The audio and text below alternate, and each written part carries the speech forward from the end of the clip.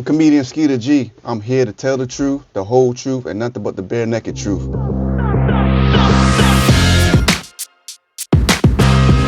State your name for the record. The one and only comedian Skeeta G. All right, I'm going to go ahead and read you your rights. You have the right to remain silent.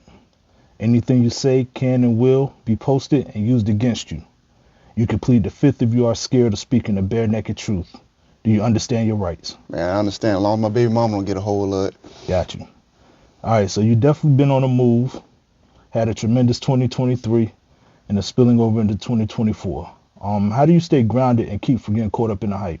Man, first of all, I pick God first, man. You know what I'm saying? I've been consistent this whole time because I'm chasing a dream.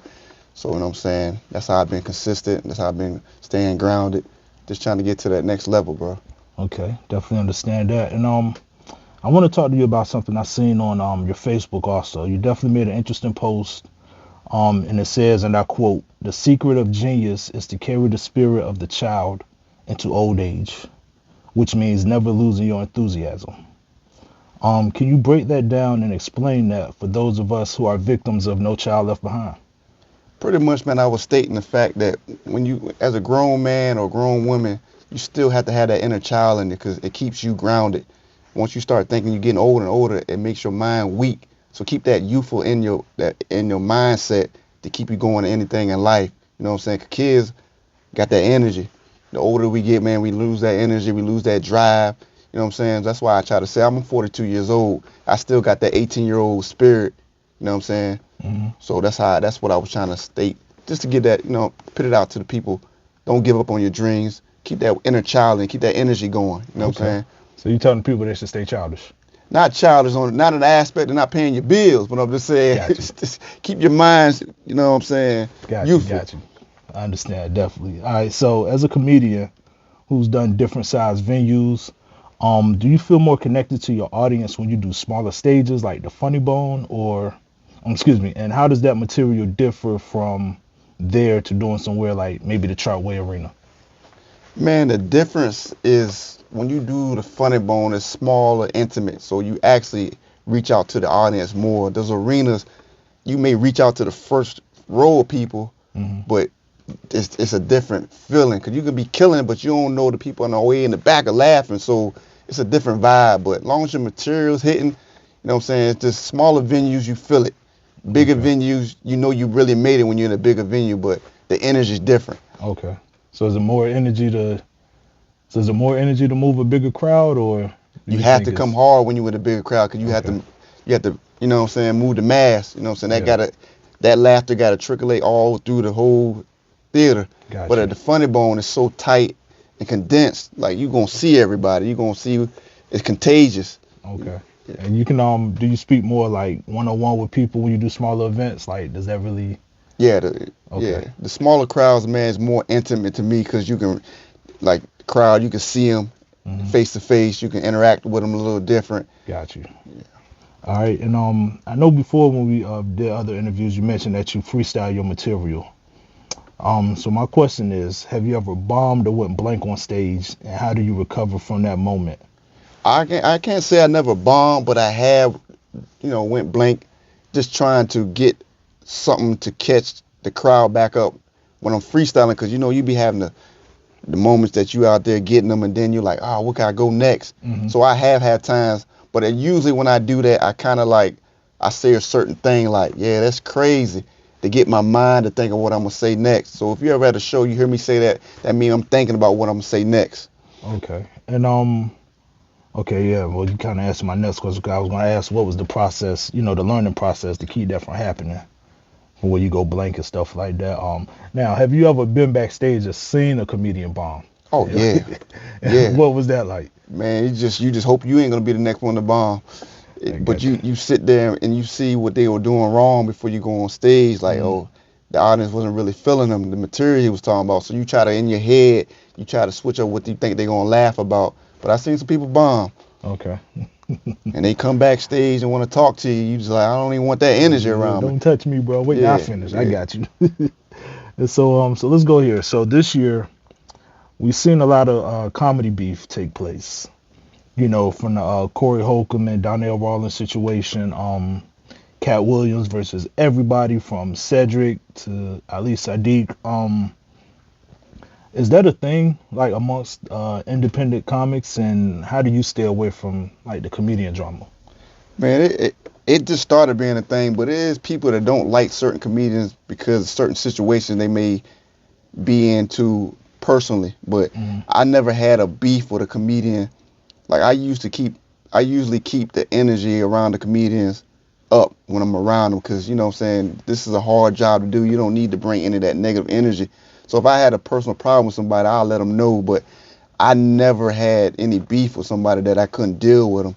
I try to stay away from that, man, because we all trying to chase the same dream. There ain't no need to have that type of conflict. We're not rappers or gangsters. You know, we may Mhm. come from that lifestyle at one time, but making people laugh, man. Got you. And also recently, actually just the other day, saw you on the Hampton Road Show interview. One takeaway that I saw was definitely how excited you got when you speak, or excuse me, how excited you actually get when you speak about your daughter. How's the relationship with her gave you a different approach on how you interact with women that you come across? Man, just when I had my daughter, man, just I having her made me realize how you need to treat a woman because I'm raising a woman. Hmm. So the way I treat her, I try to treat the woman that I deal with since I had my daughter because you want your daughter to be around men that she chooses to be around that's going to treat her right. Hmm. So it's just the love is different, bro. Like when I had her, it's just my mindset. You chasing women at one time in your life, you don't respect them like you should. But when I had my daughter, I was like, I can't have nobody doing her like I in my past. Hmm. So it's just a little different. It's a different feeling, bro. Okay, definitely. I got a daughter, so I definitely understand that. You know what I mean? And staying in the fatherhood lane, what are some of the methods that you instill, or methods and I say morals that you instill in your daughter to help keep her from going down the ratchet path? And I tried to talk to her, man, about just being a positive person, staying humble, being that person that lights up the room, learning, schoolwork, being Hmm. the smartest person as you can be. I just try to teach her that life is not easy, but when you're around a person, you want that person to feel your energy as being a good person. Don't be that person in the room that people don't want to be around. I try to teach her that, you know what I'm saying? Because the black and white, I tell her not to even talk about color. This your friend Hmm. to keep her, because the world's dangerous, man. It's wicked. So Definitely. try to keep that good spirit in her, man. Okay. And how do you feel also when you see like the numerous negative stereotypes towards black fathers? Like, people saying, oh, well, black men ain't this, they ain't that, they don't take care of their children and all this other stuff. And you're definitely, you don't fall in that category. But like, how does it feel when you see so many people who would probably, just look at you and say, oh, he probably don't take care of his kids anyway and stuff like that? Man, I look at it like this, man. If a man and woman lay down and have a kid, that's your responsibility as a human being, Hmm. a mother or father to take care of your kid. Now, mind the situation that your relationship didn't work out. You got to come to the point of co-parenting and being able to be around your kid to make it work. Like when I had my daughter, me and my daughter's mom, we didn't work out, but we learned to love each other as family to take care of our daughter. So as a man, if all the young men are listening to this, just step up, man. Do what you got to do to take care of your kid. If she start dating somebody else, respect that and just take care of your kids. You know what I'm saying? A lot of people be feuding over the child support. There's ways around that. You know what I'm saying? If you keep God in your life, man, things will work itself out. Definitely. And just off the cuff here, so when it comes to discipline, right? And I like to ask people this a lot. I'm assuming, you do the comedy and stuff, so I'm assuming your daughter picks up on that sometime. So like, what do you do when, you have to discipline her, but you see her displaying traits that came from you? Like Oh when you man, have to discipline the you out of your child, how do you handle that? man, funny story, real quick, man. She been getting in a little trouble in school, and I remember when I was younger, Hmm. my mom used to get them phone calls about me acting out, and when I get them, I'm like, I used to do the same thing, but I'm a parent. I got to Hmm. correct it, but I was doing the same thing. But it's hard. Like I took a phone away from her, man, and And I was like, you know what I mean? But Yeah. it's hard knowing that you used to be that way. Mm-hmm. But I tell her, I said, man, being a class clown is cool. But when you ain't learning nothing, you getting left behind. Then people start joking on you. You in the 9th grade, held back. You know what I mean? So I try to explain to her, just do what you got to do. Okay, definitely. I feel you on that one, bro. Man, I could talk about that all day. But let's keep going though. All right, so I want to go here also. Seeing how comedians such as Country Wayne, Desi Banks, Drewski, Funny Marco, etc. They've used the social media to cultivate their fan base, basically. Through the skits and things like that. Why haven't you hopped on that wave and used your social media to kind of take advantage of in those same ways? Man, that's a good question, man. When you got grown folk bills, man, it's hard to take the time for me. Mm-hmm. But I started doing some of them skits early on when when it wasn't really picking up. Like I had skits with me and my daughter, but I feel like, man, I want to make it the other way, the grind, the stages, the road. Like I understand the wave of the social media is getting people where they need to get to, but what does that help if you don't have the material when you get on the stage? You got the following, but you just up there just there. So I'm just old school with it, man. But I know the social media will help me elevate myself to get into the spaces I need to be into. But I'm thinking about going into it, doing skits with my daughter because she has a sense of humor too. Okay. So I'm gonna tap into it, bro. Okay, that's what's up, man. Definitely get into that, man. I see a lot of people doing it, and it's fire. And I know you can come up with something. You know what I'm saying? Even if it's just just putting your videos up there, from when you're on stage. I've been seeing that a lot too. So definitely.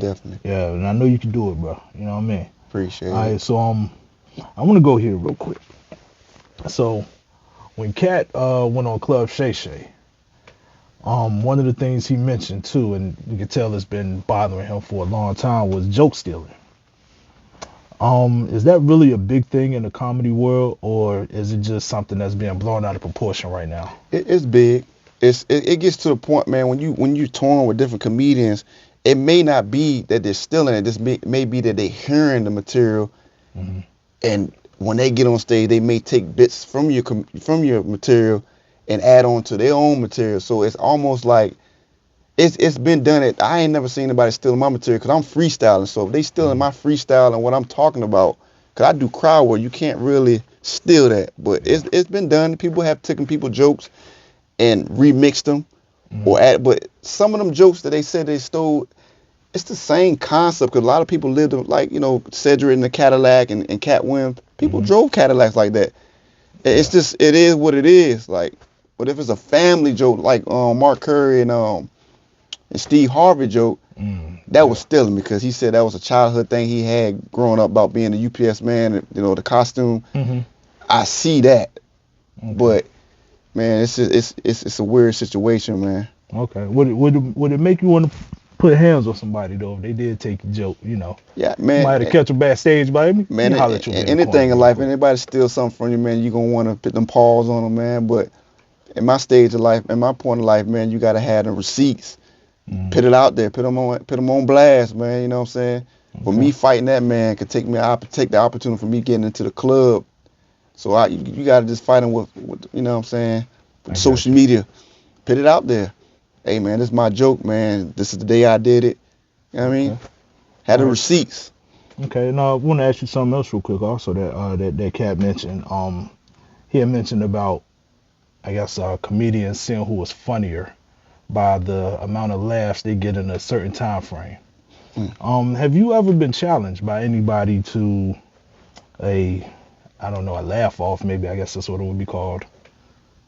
No, not never challenged, but when I first started doing comedy, I had a group of guys that all came up together. We used to get on stage and feel like, and see who can burn the stage up. That the person that came on after you couldn't follow you. That was just like a little friendly competition. Like, man, you see, you heated that stage. I don't think I can follow that. But I never had no type of laugh per minute type thing because everybody's style is different. Some people got the rapid jokes, some got the long stories that take a while for the laugh to come. So, I never been challenged to do that. But just going on stage and heating the stage up was the thing we used to do. Okay. But if you were challenged, would you accept the challenge? Yeah, most definitely. I don't think nobody really in the area that can mess with me, man. Shout out to all the comedians, man. When I'm on one, man, I'm a Mm, tough act to follow, man. okay, y'all hear that, comedians? Yeah, Bring your man. A game. I'm on that. You You know know what what I I'm mean? saying? I'm gonna be honest. I think they might get you.